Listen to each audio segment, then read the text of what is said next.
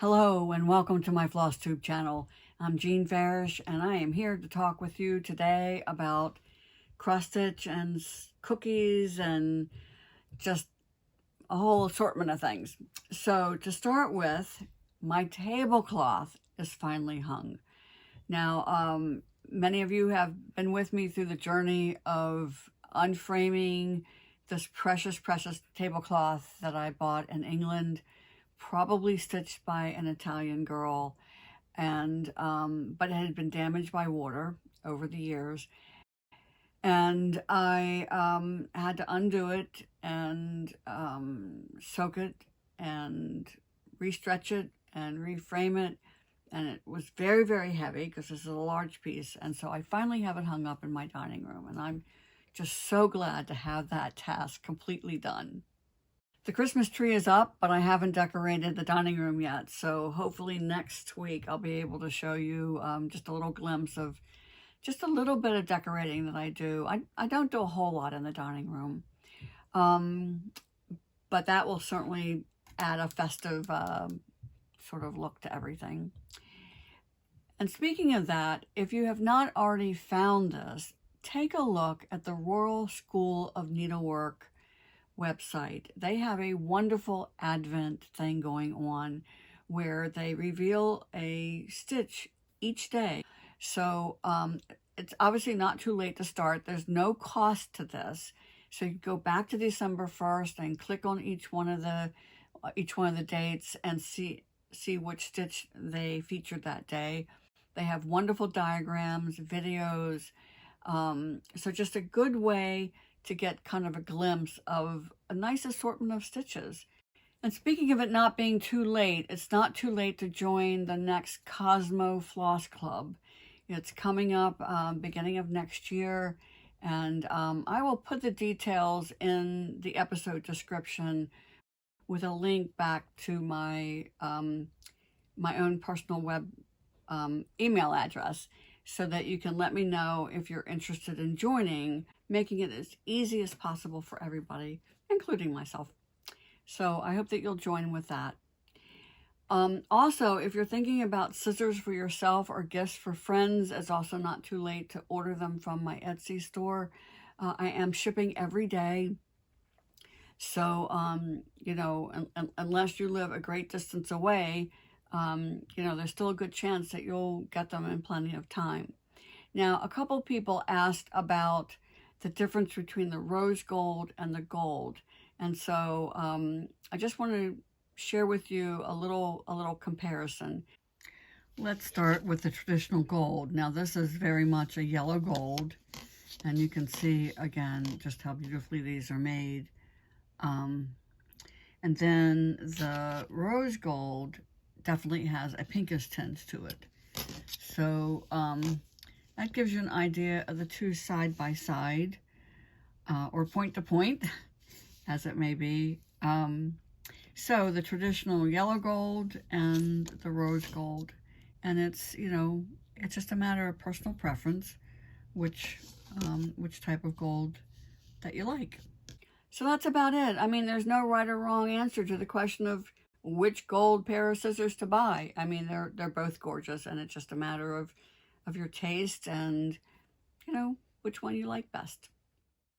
One of the things I did before I got the Christmas tree up was I spent a little bit of time hanging up two of my antique samplers and the reproductions to go with it. So this is Janet Irving and Jane Hattersley, and they're both pretty big girls, so I really had to think about how to display them. And there really were several options. One was to hang them up so all four of them created a square so that the sides would be even and the top would be even. But in doing that, since they're four different sizes, the space in the middle would have been different each time. So that was one option. Another option was to have them so that space was even up and down and sideways. And in the end, that's what I decided to do. So this is how it looked when it was done. And I have to say that I'm not entirely sure that this was the best option. And once a tree is taken down again, I might revisit it. But I'm also thinking in terms of expansion. I have another antique sampler reproduction in the works. So I think that, in short order, there'll be another pair joining these two, in which case I think keeping the space between them even will be the way to go. So a lot of it depends on whether or not you are hanging up a fixed number of samplers or any type of needlework at, at, at one time, or if you're also thinking in terms of future. So that was a lot of fun, and I'm glad that I got it done. Speaking of samplers, one of the more traditional stitches in samplers is a satin stitch. And the very traditional sort of sawtooth or sort of a triangle shape, sometimes all the same height of the peaks of the triangles, and sometimes it varies. That's just one of the more traditional stitches. And so I've had a couple requests to show a quick tutorial on the satin stitch. And so I thought today would be a good day to do that. One of the tricky things about satin stitch is knowing how to anchor your thread. Now, I'm just going to start with the traditional loop start. So I have a single strand of floss threaded into my needle. And when I talk about the number of strands I'm stitching with, I think of the number of strands that are threaded in the eye of my needle. So although I started with a single strand, I folded it in half, and so I'm going to be stitching with 2 strands. Now, with this very traditional sort of sawtooth pattern, I'm going to start with a stitch over 2, so I can easily anchor my thread with the loop start. So now the satin stitch cannot be done on Aida, so I'm showing this on an even weave, and I'm going to, I think, come in a little closer if I can. Okay, so on the back, I'm going to simply put my needle through that loop, and that's going to anchor that first stitch. Now, what I try to do when I'm stitching a project with satin stitch is I stitch the cross stitch areas around it, and so I can anchor my thread in the existing stitches. Now, with the traditional satin stitch, you're taking a stitch in between every linen or even weave thread. So with this pattern, my next stitch is going to be 3 threads high. Now you'll notice I'm paying attention to keeping my 2 strands parallel to each other. So I finished here, I'm going to go up 1 thread and over 1 thread. And in this particular pattern, I'm keeping the stitches even at the bottom and simply changing the height of each stitch at the top.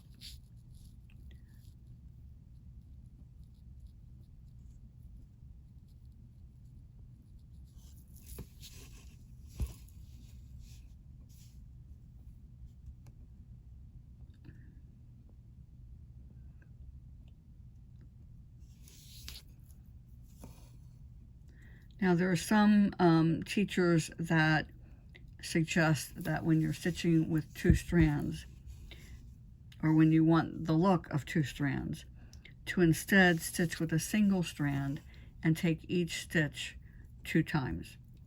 I am not a proponent of that. I feel like that if you can keep your 2 strands parallel to each other, then you're going to be just fine. So again, the important thing is to always stitch in a consistent direction. And I find when one side of the stitch is going to be even and the other side is changing, I stitch from the straight side to the alternate side. So in this case, I'm stitching bottom to top. Now you can also stitch top to bottom, but once you start in one direction, continue in that direction.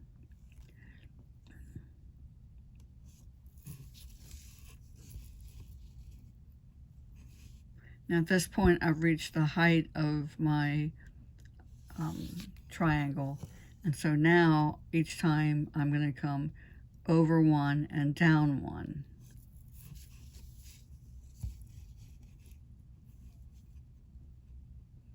And start the next stitch at the base in the very next hole.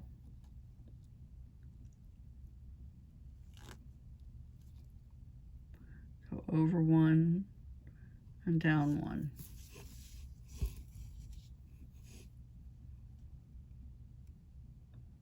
Staying even at the base. With the top going over one and down one.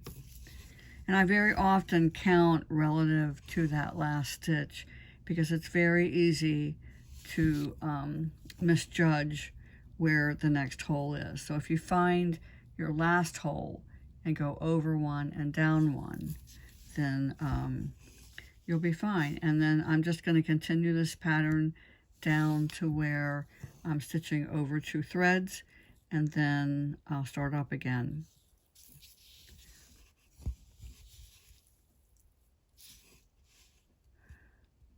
Notice that my tension is very even. I'm not pulling so tight. I do not want to disrupt the holes on the perimeter, and I think that that's one of the more common mistakes that people make with satin stitch. Now that's my shortest stitch, so now I'm going to start going back up again. Now this is one shape for satin stitch. Satin stitch can be just an infinite number of shapes. So you just have to pay attention to the chart and go from there.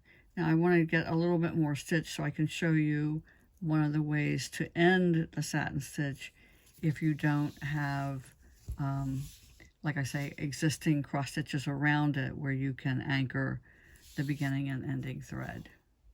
So there are my first 2 triangles in the sawtooth pattern. So on the back, the stitches are going to look very similar to the pattern on the front. And I'm going to turn this upside down so I can anchor this thread a little bit more easily. So you can see this is the back, and it's going to look very much like the front. If you look at it really carefully, the stitches are just slightly slanted instead of going straight up and down. So when I anchor my satin stitch on the back, if I have a pattern like this where I have short and long stitches, I make sure that my needle is going under at least 2 of the short stitches.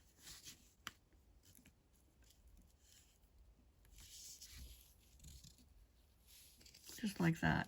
And then, as always, I clip that thread off what I call dangerously close. I'm not going to leave any, like, not an extra 1/4 of an inch, not an extra 1/2 of an inch. So that's about it for the satin stitch as far as just a quick look at it. I go into a great deal more depth when I was teaching the Roxy sampler because that border is such a key part of the overall design, and some of the people in the original stitch along were struggling with counting and frankly miscounting, and so I gave a couple of additional tips in that set of tutorials, but at least this shows you how the stitch can be done. And again, traditionally I stitch with 2 strands, making each stitch together rather than stitching with a single strand and doing each stitch twice. Very often satin stitch needs 2 strands, even if the rest of your sampler is stitched with 1, because when you're stitching a diagonal stitch, you can get away with a fewer number of strands and still get good coverage. Whereas when you've got an upright stitch, you usually need to beef it up just a little bit. So keep that in mind. If you're stitching something over 1 with a single strand, and part of the design calls for a satin stitch, you might want to experiment a little bit and see if it won't look better with 2 strands. So that's just a little tip for you today. When it comes to Christmas cookie baking, it's a major production in my family. And we have been really getting into it the last couple of weeks, especially preparing some recipes ahead of time for next Saturday when my family will gather together and we'll do a lot of the baking at the same time. It's nice to have an army of helpers when you're doing something like sugar cookies. A lot of rolling out and cutting out and decorating, and it's fun. And I think it's actually much more enjoyable when there are people to do it with you. But that's been a lot of my focus in the last couple of weeks. And I thought I would share with you one of my favorite recipes. Now, this has come down through my family. I have a whole bunch of sisters, and all of us make Hannah's butter cookies every year. My mother befriended a neighbor who was a German war bride back in the 50s, and oh golly, I want to say like 56 or so. Anyway, from what I recall from the story, Hannah did not speak a lot of English. But somehow she and my mother communicated recipe swapping. And Hannah shared her family's recipe for butter cookies. Now, this is the type that you have to use some kind of a press. And the press I have, I actually inherited from my mother-in-law. And so it's the one I've been using since the 70s. So this recipe just has a lot of tradition for me. And it's usually the first recipe we make, and it's one that no matter what is going on, we always make Hannah's butter cookies. So I thought I would share the recipe with you, and I've put that in the stitches. I put that in the episode description. So if you'd like to try them, please do so. Couple pointers: either use salted butter or add, if you have unsalted butter, if you add 1/4 teaspoon per stick of butter, it will turn out the same. So one is, when I call for butter in that recipe, it's salted butter. Second thing is, I always sift the flour. Now, again, because this recipe has been handed down since the early 50s, back in the day when you really needed to sift flour. Nowadays, it seems like not so much. So either if you have the sort of hand crank sifter that I have, or a large wire sieve, then that will also work. But definitely sift your flour and use salted butter. And let me know if your family loves them as much as mine does. I haven't been spending as much time on social media in the last couple weeks as I normally do, which is probably a good thing. A lot of shopping and wrapping and, as I said, baking. But I want to end with a commentary about finding your own joy in needlework and sticking with it. I'm going to paraphrase this because I don't want to identify with one particular person, although this person said it beautifully. At any rate, you'll understand why when I get through this. Finally, using too many words once again. So this is the saddest thing I've ever read on Facebook. A person said that she's never been able to enjoy stitching full coverage, but she felt like that she should. That's the sad part. But then there's a happy ending, because finally one day when she was struggling, and she said something about the effect that she just couldn't see enough progress, and she just was just struggling with it. So her husband said, why don't you go back to the type of needlework you used to do before full coverage, when you really enjoyed it? And she was like, this light bulb went off in her head, and that's what she did. She picked up the same sort of design that she used to like and found her joy again. So this is what I want to say about that. And I've mentioned this from time to time over the years. one of the best things about needlework today compared to when I started in 1981 is the range of designs, colors, styles have just exploded. And I truly think there is something for everyone if you look hard enough. So for this particular woman, she found that she didn't enjoy full coverage. So why was she stitching full coverage? Well, part of that is the influence that we all feel with social media. And social media, people who sort of the stars of social media are called influencers for a reason. They have a very strong influence on people. And you need to just be really, really careful with that. So again, I am not against full coverage. I personally would not stitch a full coverage project.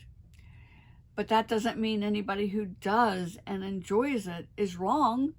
Otherwise, the whole point of my little commentary here would be false. So the point I want to make is, so why did this particular woman feel this need that she should be doing full coverage? And it's because of the social media influence. This whole trend of what we see in front of us is what we follow. So there's a lot more posts about full coverage for a couple reasons. Again, this is my opinion. I think part of it is the pieces are impressive. They're detailed. They're huge. The people who stitch them are dedicated. They may take months or years to accomplish. And so we want to step back and admire that. And it's worthy of our admiration. But that's not the only style of needlework out there. So if you don't want to spend years seeing little tiny bits of progress, pick something else. And especially if there was something that you enjoyed years ago, and then you're trying something else and you're not enjoying it, before you retire your needle and say, cross stitch is not for me, kind of take a look at what you're doing and assess that and ask yourself, what can I do to fix this? Maybe it's to do the big projects. Maybe it's to do the small projects. There's no one answer to this question. So be careful of how you are reading into the post that you're seeing and the influence that people are putting out there. There are people who refer to me as an influencer. I don't feel that way. But I do try to be careful that if somebody is listening to what I say, I really try to weigh carefully what it is that I am saying. I really want to make sure that my message is valid and that I'm not being judgmental, because being judgmental has no place in the joy of cross stitch as a hobby. So that's my commentary for the day. And with that in mind,